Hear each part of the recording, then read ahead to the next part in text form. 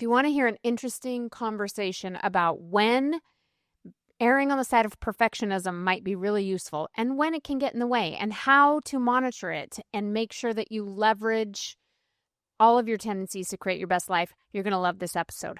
If you're an entrepreneur and you're trying to create content and you're struggling to do so, you're going to love this episode. If you want to be more authentic and you're wondering how does that impact your business, but also your marriage and any of your other relationships, you're going to love this episode. Why does it sound like this is all over the place? Because this is a really authentic conversation I had with my colleague, Mark Butler. I'm going to tell you more about that in just a minute, but this is better than happy. Let's do it. Okay. I've got good news and bad news. I'm starting with the good news.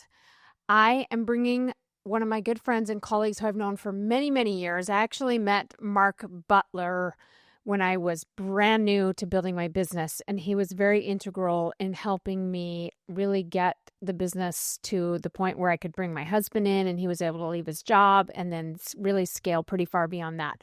He's brilliant. He's such a nice guy, great dad, husband, and friend. And I asked him to come on and be a regular co-host here on this podcast with me because I'm so sick of talking to myself. And I thought, maybe you're sick of hearing me talk to myself too. So Mark and I are going to give this a try for a little bit. We're going to do a handful of episodes together and we're going to have a dialogue around certain topics. He is a coach. He's an entrepreneur. Like I said, he's a dad and just an all-around good guy. And yet, what I love about Mark is that we don't see eye to eye on everything. And so I'm hoping it will make for some interesting discussion and help you to decide how you want to think about all the parts of your life. So let me know if you like these episodes with Mark. If you like hearing us dialogue about things, if you have certain topics that you want to hear us discuss, feel free to send them in. Best way to reach me is to DM me on Instagram, or you can email support@jodymoore.com and my team will get that to me. But I would love to hear your feedback. Like I said, Mark and I are going to try this out. I'm going to bring him in for a whole bunch of episodes in a row here, and then we'll decide, are we going to keep doing that or what's going to happen next? We'd love for you to help us decide. The bad news is that after recording today's episode, because we're using different software than I'm used to using, I went to upload it and realized that it did not pick up my good microphone. And when I say it, I mean I did not set it up right so that it recorded using just my regular mic on my MacBook Pro, which is not a great mic, instead of this really fancy, expensive mic. So the sound quality on my end is not great. Mark sounds great. I sound a little echoey. Now, normally I would re-record that, but I like these conversations with Mark to be really authentic and real. We don't rehearse. We don't plan out what we're going to be saying. And I just know I could not recreate that. And I feel like we had a really interesting discussion around some topics that you're going to really want to hear. So I decided we were going to publish it anyway, much to the dismay probably of my podcast producers who are going to hear this and go, what? Because they like things to be very high quality. They're going to have to bear with me, and I hope that you'll bear with me and give this episode a listen. And then next week, we will be back to our higher quality sound. And don't forget, we're on YouTube, and we are publishing all this on video if you love YouTube like Mark and I both do. We talked about that briefly on this episode. So check it out. Jody Moore and Mark Butler, take one. Let's do it. One of the things that I do think helps me a lot is my lack of perfectionism. Like, it helps me go a lot faster and get a lot more done. But I see people sometimes who do things the slower, more thorough way and think, I could probably use a little more of that at times. But it's a balance, I guess. And where do you fall in that continuum? I'm a hot mess. It's hard to figure out how much of it to apply and where, because think about how often do you encounter someone who gets the dosage right on that kind of thing. Because in my experience, we kind of tend to operate at ends of a spectrum where it's like you have people who seem to be a little bit more methodical and planned. There doesn't seem to be any low setting on those people. They're just like, that's how they do things. And then you have people who, like me, where it's like, and you, where it's like, okay, let's sign up for this service. The call's in 2 minutes. So 3 minutes seems like enough time to fill out a registration form, and we'll just do that. And shoot the link over to Mark. Well, yeah. And of course, there is no right answer. So what's the correct amount? this is what I was thinking about this morning because I have a friend that just launched a little business venture. I didn't even know if she was working on, but she's texted it out to a bunch of us. And the webpage was like beautiful and elegant and everything looks so professional and it's so dialed in.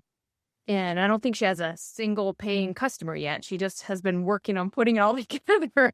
And I think it's an awesome idea, actually. And I think it will probably do really well. But I was like, and she made a comment about how scary it is to put it out there or something. And I realized it's because of the amount of time and effort that she's put into it that now, and I'm not saying this is always the case, but then I often see people put it out there like with fingers crossed going, I hope all this time and effort and energy now pays off. Whereas I do think if you sort of try something out, let it be sloppy, let it be messy, then you have less of this invested, like, I mean, because it is probably going to have to be modified, right? And there is going to be a lot of trial and error, most likely.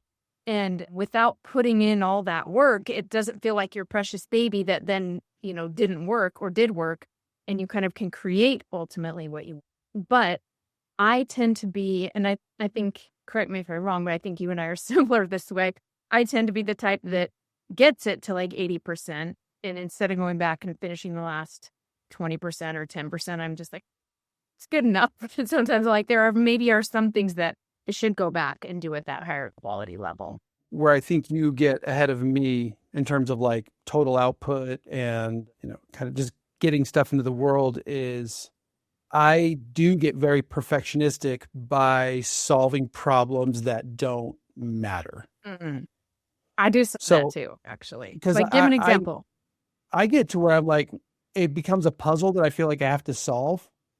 And I lose sight of the fact that it definitely doesn't matter. Like whatever. So the stuff I tend to make, it doesn't necessarily end up being pretty because I'm a perfectionist. It tends to never even get out into the world in the first place because I'm a perfectionist. Because the way I tend to do this is with my software that I build. So I'll go deep into the rabbit hole about like, here's what the software needs to do. Here's how it needs to do it. And I'll find my way to these little edge cases that no other human being will ever encounter. But it becomes a Rubik's Cube that I feel like I have to solve before I can go back to the thing that actually matters. So why do you think you do that though? I think for me, it's in large part because what I want to do more than anything is solve puzzles. And so it ends up being that when I go deep into that rabbit hole, I'm actually doing the thing that I like doing most. And I completely lose sight of like, but wait, it's supposed to, or not even that it's supposed to. I lose sight of the fact that when I started this, I intended for people to purchase it and use it and like it. And that's its job, or at least one of its big jobs. But then I get way over here and like, oh, but this is such an interesting puzzle that I could solve. I have to solve it. And I'll fall asleep thinking about it, and I'll wake up thinking about it, and the weeks will go by, and then I will solve it. And then it's like the bubble pops, not like of disappointment or something, but it's like I regain consciousness. I'm like, oh, right. I solved the puzzle, but no one else cares. Like that was not remember we were going to make something for people to use and buy and like. Do you feel like that's a poor use of your time though? No. And I love that question because it brings me a lot of satisfaction, and joy might be too strong of a word, but it really is me being who I want to be. I think I'm going to put words in your mouth now, but I think one of the things you appreciate about someone like me is that I am a puzzle solver. But what comes with being a puzzle solver is that I do sometimes overthink and like totally belabor a task or a project way past the point where it could have been very useful to a bunch of other people, but I don't stop myself and say, I bet this is useful now. I'm like, nope, I'm still solving the Rubik's Cube. So it does become it's cliche to say, but it becomes sort of a strength overused thing. Where it does get costly to me is if you like solving puzzles can be profitable, but it's not necessarily profitable. It has to be combined with promotion. It has to be combined with some sort of marketing activity so people can be like, hey, cool puzzle you solved. That's helpful to me. I often don't even get to that point. Yeah. But I think, like you said, the fact that you enjoy it in some way, it's fun for you or just scratches an itch for you even is okay too. There's so much talk especially in our world of self-help and anybody who's creating content and whatever about being authenticity. And this is sort of reminding me of even something I wanted to run by you because obviously it's an overused cliche term, but grounded in some valid reasons, right? We appreciate people who are real and we want to feel like we trust what we're seeing and we connect more, I think, with people that seem a little more real and for all those reasons. But I always question it because I am just not sure what it even means. Like, who am I really? Like, why did I brush my hair today and put on some mascara? Like, that's not authentic. That's not what I actually look like, right? So at what point is it authentic enough? And are any of us ever really authentic? Because what does that even mean? And how real am I supposed to get? Right. And I know there's a lot of answers to all that, but this is something I heard somebody say that I thought made a lot of sense. And it speaks to what you're saying here with you going down a rabbit hole of solving problems versus like, wait, what is my real objective here to sell this thing and help people and make money? It's like authenticity balanced with strategy. Like, what am I actually trying to do? So if you even think about your personal relationships, right? Like, how authentic are you going to be with your spouse? I'm not going to say to Jake everything that comes to my mind. Like, it wouldn't be kind, but that would be more authentic. We might argue that that would give us more opportunity for connection, but nor would I want him to say to me everything probably that comes to his mind, right?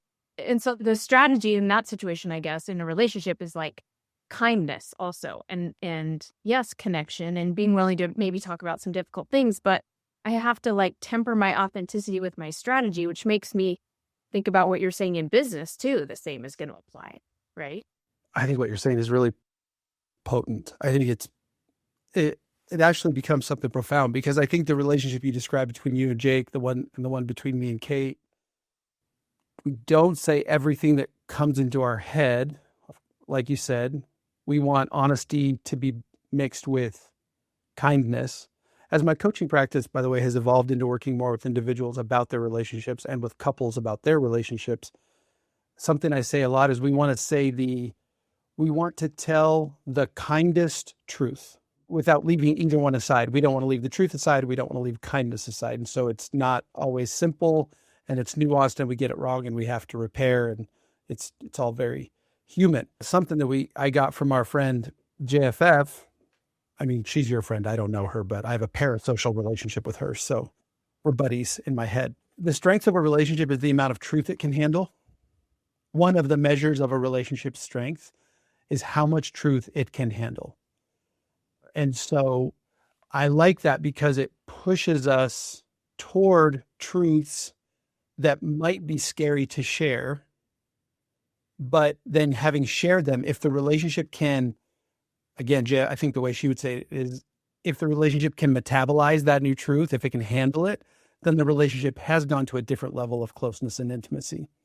And I think that principle applies not in the same way, but equally to intimate relationships like husbands and wives and to business relationships like seller and buyer. So the question of authenticity, I think, as you pointed out, it's almost impossible. You'd never be able to define it. I think it's a felt thing where you kind of feel whether you're telling the truth. You know what I mean?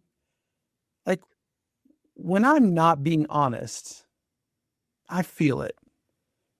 And dishonesty isn't always stating something that is factually incorrect. It's this continuum of knowing I'm holding something back because I'm scared to share it, whether with audience of prospective buyers or with a spouse or with a friend or with a family member or whatever.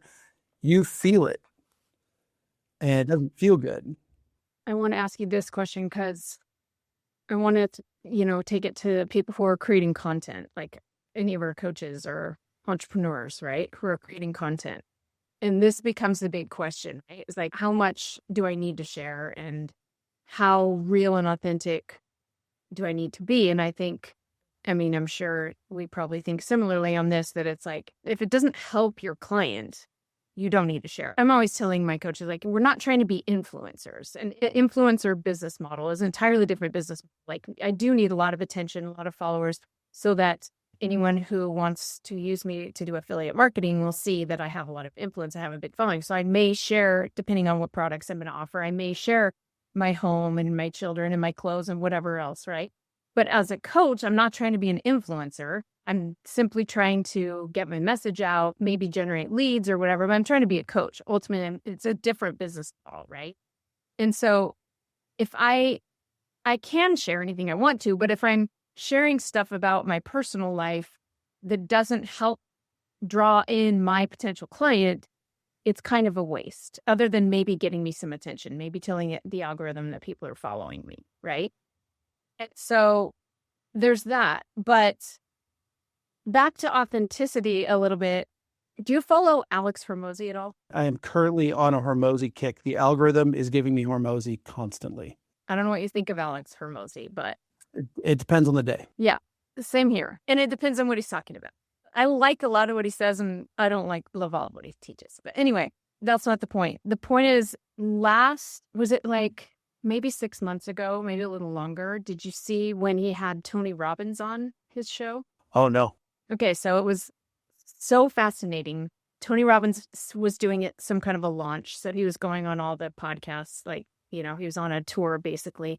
So he goes on Hormosi. Actually, Hormosi flies to him and they do the interview in person in Tony Robbins' huge mansion or whatever. But anyway, Tony, being the master coach that he is, ends up coaching Alex, more or less, in a really unique way. Because Alex, being this kind of tough, like, very strategy-based, everyone should be working longer, harder hours. I don't know why you're not pumping out more content. That is kind of his brand, if you will. And Tony kind of gets in there a little bit and starts toying with like some deeper motivation and says to him in a very respectful way, after really praising Alex and really building him up, he kind of says something like, you will never be fulfilled if you don't find some more heart-centered reason to do what you're doing, because you already know how to make a lot of money. You've made a lot of money. And Alex kind of brought it up, saying like, they had donated a bunch of money to charity. And he's like, I feel like I should feel good about this. But I just felt like, well, there goes $1 million. And he was kind of asking Tony. So he opened the door to it. And Tony was like, you have to find something. Like, Tony Robbins' thing is about addressing world hunger because of his experience as a kid when they didn't have enough food. So he's fed like, I don't know how many millions of people. And that's kind of what drives him, along with making money. So anyway, he breaks Hormosi down in this way where Alex is like, he's feeling vulnerable and he's kind of giggling a little bit. And it's just like a whole nother side of him that I had never seen. And everybody in like my business mastermind was talking about it and going, did you see that Hormosi interview? Like, holy cow. And it was great. And he aired it. Hormosi put it on his channel. And then a month or two later, he pulled it down. Oh, he took it down. Yes. And I think you can still find it. I know that's my plot twist. Well, there's other people out there who have access to it and have published it. Like, you can find it. But Hormosi took it off of his channel, and I don't know the reason why.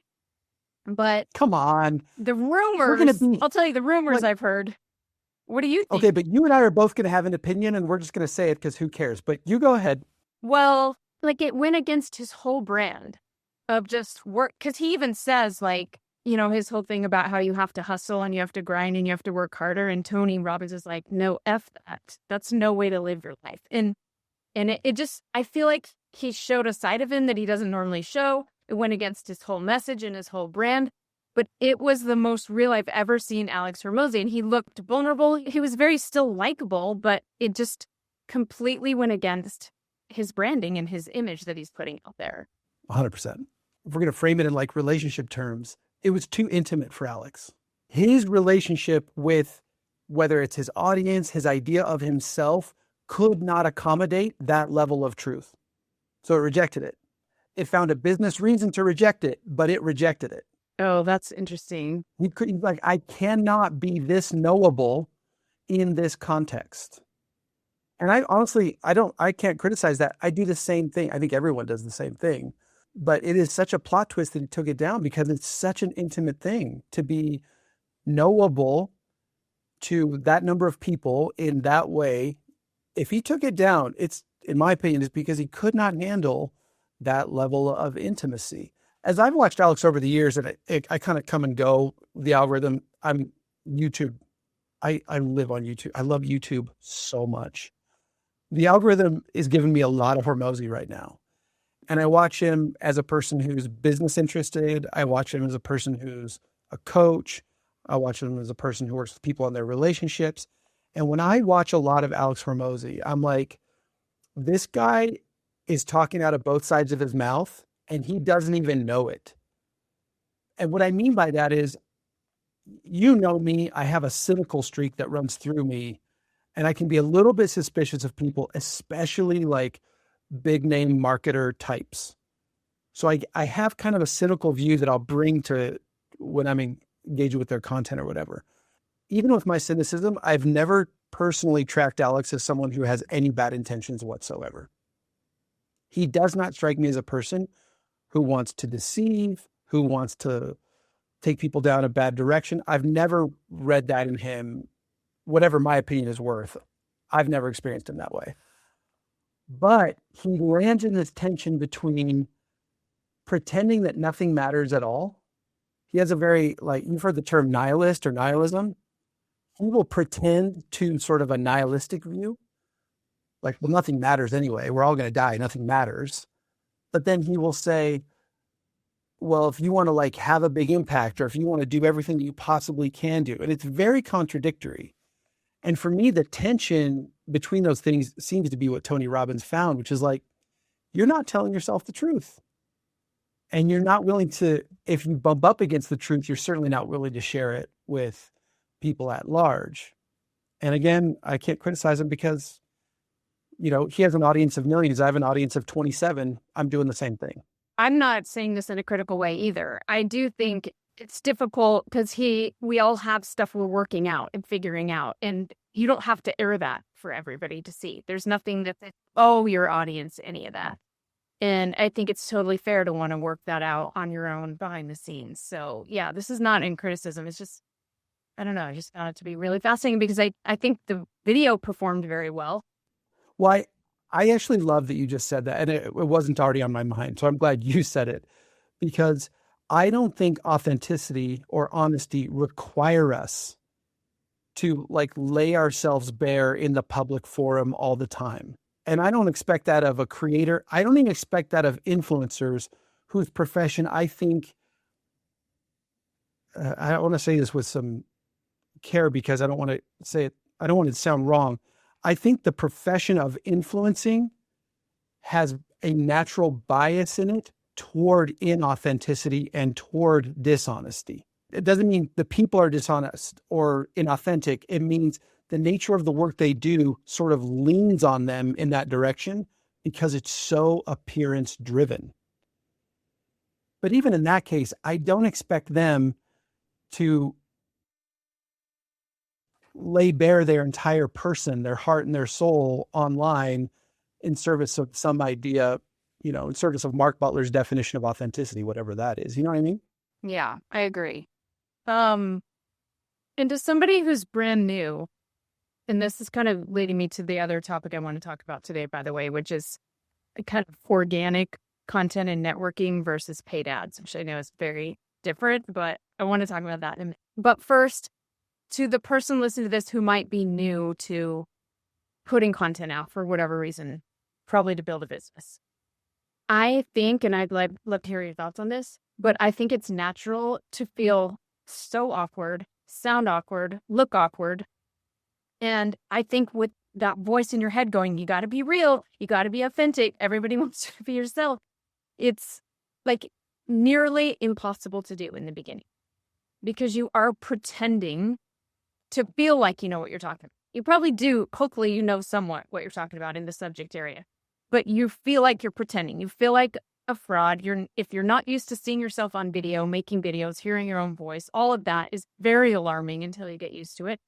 And so I would say, don't worry about authenticity. Or if you want to be authentic, the most authentic thing I think you can do in the beginning is go, I feel like such an idiot right now. I don't even know if I'm doing this right.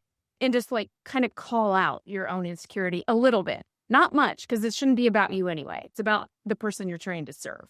But I think the most authentic thing you can do is just name your insecurity. I like how you just said that. So I have a question for you then along those lines. Do you not get in your head anymore at all around content creation, around how you look? Because I produce so little content. Like I produce so little content relative to what would honestly feel more authentic. It would feel more honest to me in terms of my desire if I published a lot more content, but I get really hung up and I don't publish that much content. I think for a lot of reasons, but one of them is I just don't think I've totally resolved the conflict you're describing in my own head.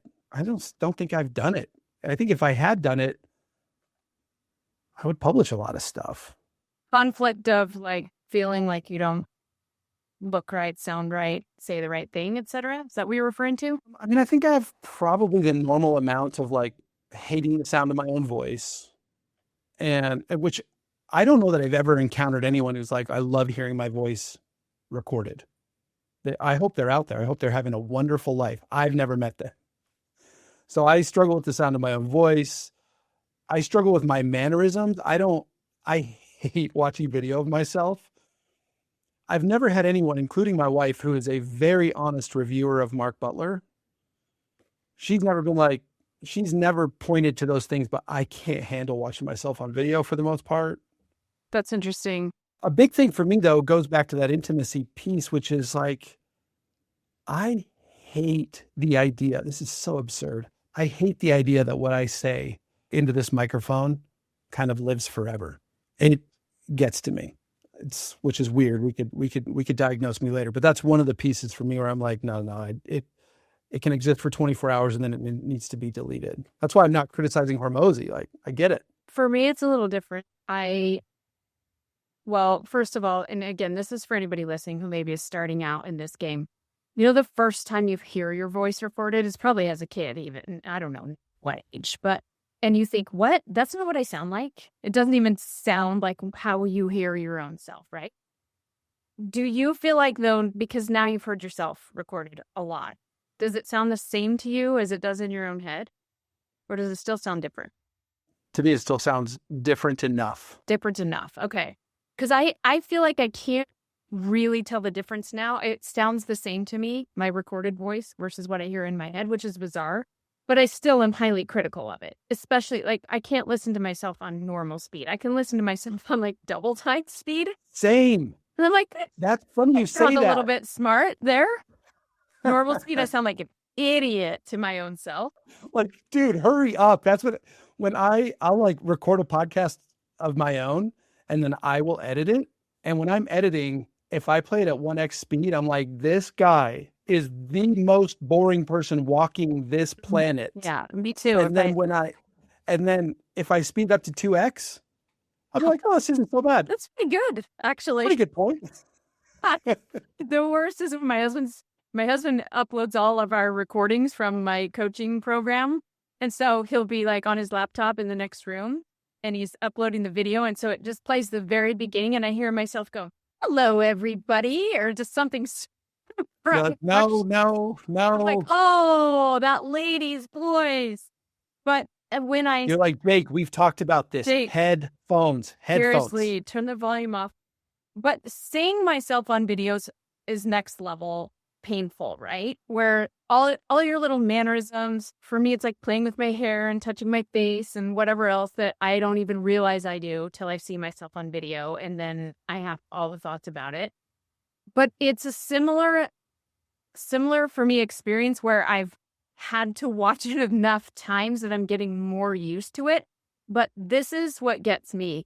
You talk about your voice being recorded forever. This is so shallow and petty, but this is just the way my brain works. So we're being real for a minute. Is I think to myself, okay, 5 years from now, hairstyles are going to change, makeup's going to change, clothing's going to change. Like even just the physical part of it, I know I'm going to look back just like I look back at the videos I did 5 years ago. What was I thinking with those big old lashes and my hair was all bleached and breaking off? And like, what were you thinking? But I know I'm going to do that in 5 years. I'm going to be like, what were you doing with those hair extensions and whatever else? And I'm constantly thinking like, how do I have it how do I be more timeless so that I don't have to criticize myself later? It's not going to happen, I don't think. So I've kind of been working on, when I do see those past videos or images of myself, of redirecting to like, okay, but that's the girl that has recorded a podcast every week for the last 10 years. And right there in that video you're watching, she's in year 5 of it. And she's going to keep going. And don't you want to kind of thank her? Because she also kind of hooked you up. Because now you're going to go to the beach with your kids a lot. And like, okay, yeah, maybe she had some poor choices in personal style, but isn't there a lot we're also grateful to her for? And I'm not trying to do it in a cheesy, like, I just love all myself. No, I still have tons of criticism, but there's also a lot to be grateful for. And I'm trying to do that rather than, figure out how to not have that judgment in the future.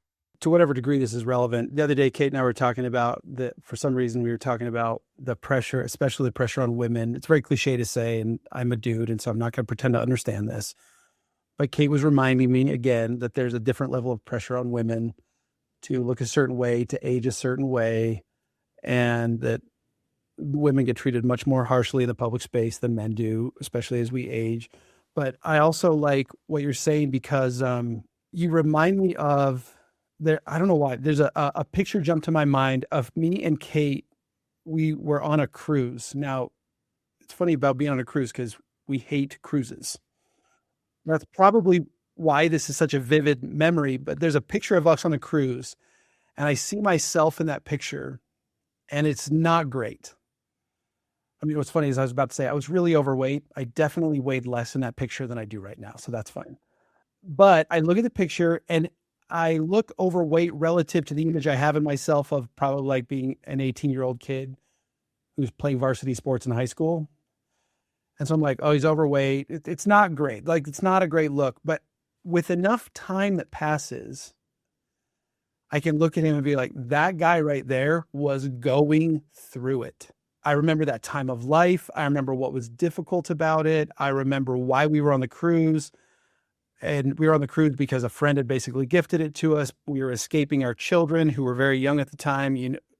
Our daughter has special needs. It's a whole thing.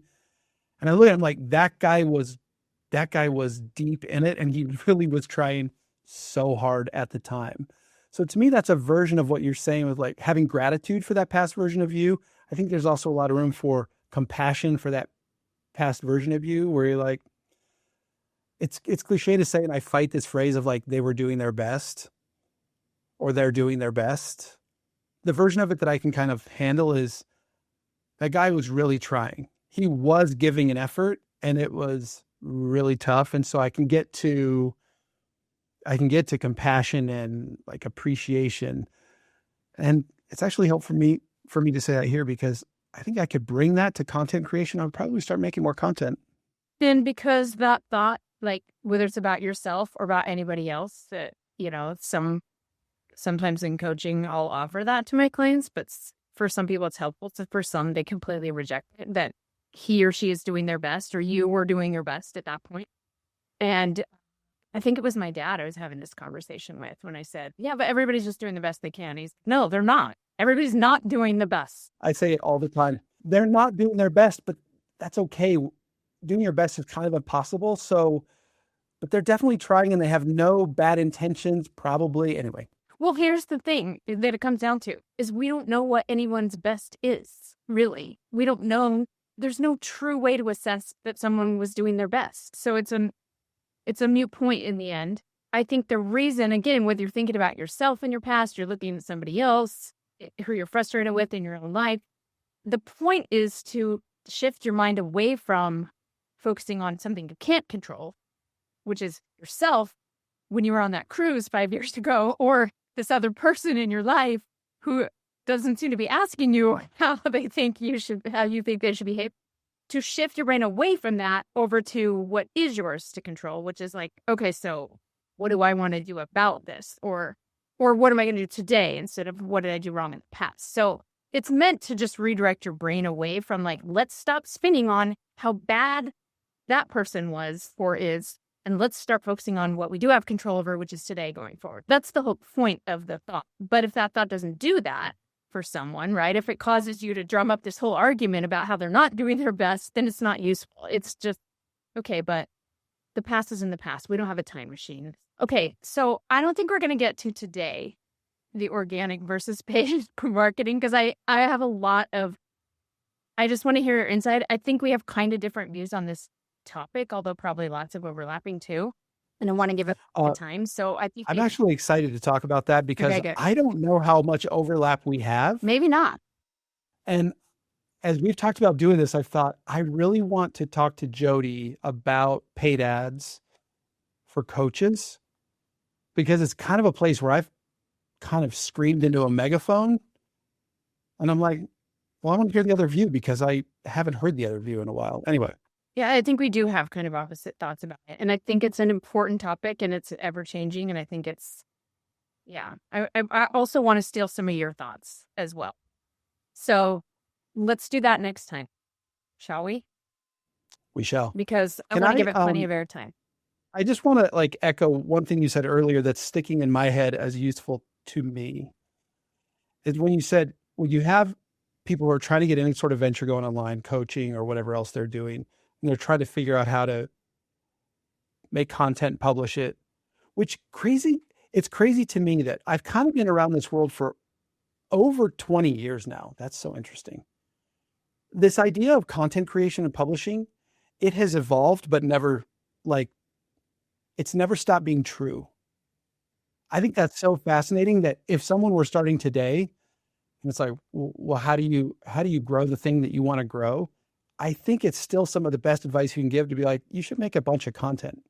And I say that even as a person who has always for 20 years struggled to do that in any quantity, but it still seems to be one of the best things to do. But I like how you said people could acknowledge their insecurity. I would extend that, because I agree with it. I would extend it to one way that they can acknowledge their insecurity is just by using phrases like, here's what I'm learning that I'm excited about. Here's what I'm studying. Here's what I just discovered. And it takes them from a position of maybe pretended authority, which might not feel authentic to them and might not be authentic to them, to being sort of a fellow learner who's a couple of steps ahead of the person who's watching the video or reading the whatever.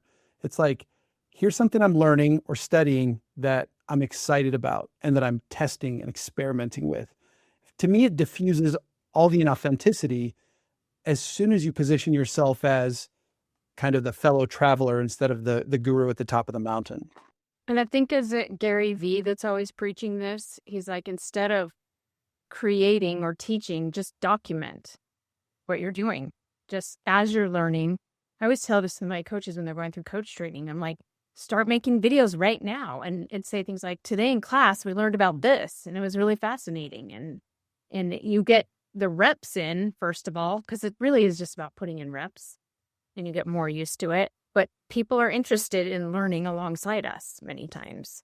And that does help with that imposter syndrome. Back to Hormosi, and then we'll think of final thoughts to wrap this up. But I heard Hormosi say this about imposter syndrome. He's like, if you feel like you have imposter syndrome, you just need to be more honest. That's it. Imposter syndrome is like, I feel like I'm lying and pretending. So if you feel like you're pretending to be an expert and you don't feel like an expert, how do you be a little bit more honest? Which is exactly what you said.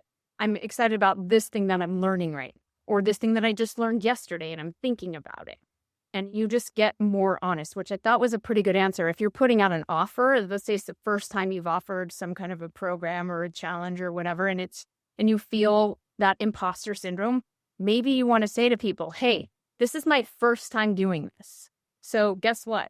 There are going to be some mistakes probably. I'm going to have to go back and fix things. The benefit to you is, and there's always a benefit to being in the first round.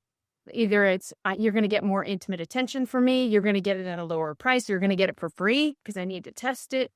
But a lot of people it's the reason people go to the hair school where my daughter's learning to do hair, because they're down for it. They know she's learning and they want the discounted price. So I just thought that was a nice, simple way to think about it. Just be a little bit more honest, and which goes back to authenticity. Look at that. Killer callback. Nice work. What are your parting thoughts that you want to share? So speaking of content creation, it's funny we're talking about this because I'm literally in the thick of trying to persuade myself to actually start doing this very regularly. Something that with the amount of content I have published is what you find is that nobody's thinking about you as much as you're thinking about you. Whatever you say that you think is, I've had plenty of experiences where the next day I think I was so over the top, that was so ridiculous, that was so stupid or whatever. It rarely was. And even if it was, almost nobody's thinking about it the next day. If they were, that would be the best news because it would mean that it's not almost impossible to get anyone to pay attention to you in 2026, which it is. So there's comfort in that. There's comfort in the fact that it's really hard to get people to pay attention to you. So if you say something stupid, the stakes are pretty low actually. But also, I've noticed myself more and more consuming content lately that is super unpolished and not being bothered by the lack of polish at all. In fact, kind of liking it. And so if any of us are feeling pressure to get really polished or perfect before we hit record and publish, and this is mostly for my own benefit, I think it's okay to just not do that. I think it works really well, actually. I do too. And I think, like I said before, I think putting in the reps is the way that you're going to figure out your own style, what works for you. Yes, a little bit what lands in the algorithm and what other people like too, but it's more like just getting over your own drama and figuring out a routine. And, you see people who are in the same spot every time. What's the dude's name? Jefferson, somebody or other, who was like Kate talks to me about this dude nonstop. She's like, just Jefferson, the Jefferson guy. I want to punch that guy in the face. He better hope we never meet in public. I don't know what his name is. Okay. Stupid Jefferson that my wife won't stop talking about. He's smart. He's good. You'd like him, actually. He's so good. I know he is. And he I don't know what he's doing now, but forever he was just in his car. He was like sitting behind the steering wheel, recording over and over again. So he discovered that's what works for him. That's the place where he can do it. That's when he can gather his thoughts or whatever. He has a minute alone. And when you find something like that, or something that people respond to and like, all of it gets easier. And so putting in the reps is the only way you're going to find that. You're not going to research that. ChatGPT is not going to be able to give you that. No, you're not going to think your way into that kind of a rhythm. I just don't think. And so just start. And this whole fear that we have over what if, that my former coworker who I was really intimidated by sees it, or what if my cousin who thinks this is stupid sees it or whatever. I always say, don't worry. They're not going to see it. No one's going to see it. Good news, bad news. No one is going to see it. No one's going to see it at first.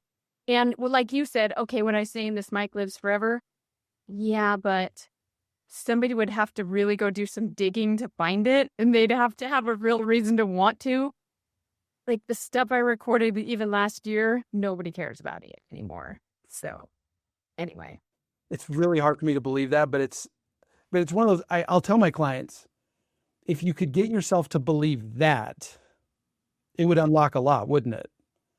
And that's true for me in this case. If I could get myself to believe what you just said, it would unlock so many things, so many positive things for me.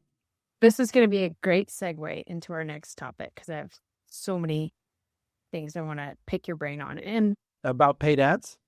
Paid versus organic and even like what we might call networking or relationship building. Yeah, totally. Awesome. Thanks, Mark. Hey, everybody. Thanks for tuning in to today's YouTube video. I hope that you got some great takeaways that will make your life even better than happy. If you liked what you heard here today, please share it with a friend. And most importantly, make sure that you've subscribed and enabled notifications here on our YouTube channel. Doing that serves two purposes. First, it helps you to make sure that you never miss an episode when we release a new one. But second of all, selfishly, it helps me get my work out to more people and helps our YouTube channel grow. So thank you in advance. I will see you next time on another episode.